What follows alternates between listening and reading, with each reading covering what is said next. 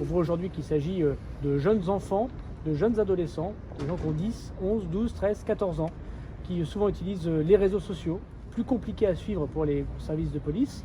Vous savez que les techniques de renseignement ne sont pas très efficaces, par exemple les écoutes téléphoniques sur les réseaux sociaux. Nous devons donc changer évidemment notre façon d'appréhender ces bandes.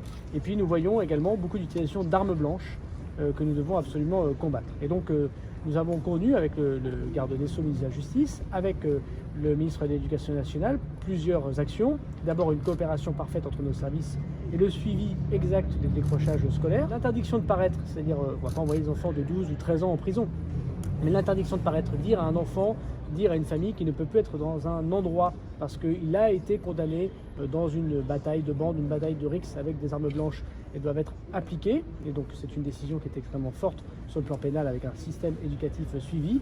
Et puis sans doute un certain nombre d'évolutions technologiques, le suivi des réseaux sociaux. Et donc on s'est donné un petit mois, 4 semaines, pour proposer au Premier ministre un plan bande nouveau. Le dernier avait eu lieu en 2010, pour pouvoir nous habituer, si j'ose dire, aux nouvelles façons dont ces groupes de jeunes interviennent désormais dans nos territoires. Je voudrais quand même redire ici que quand des enfants de 11 ans, 12 ans, 13 ans, tard le soir, se baladent avec des battes de baseball, des barres de fer et des couteaux, on peut demander à l'Éducation nationale, à la police, au ministère de la Justice d'être plus efficace, nous devons le faire, mais c'est surtout aux parents de prendre leurs responsabilités.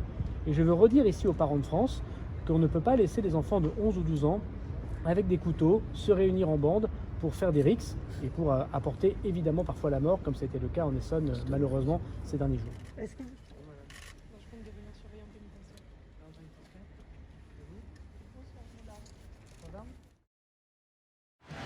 Retrouvez tout France Bleu sur francebleu.fr.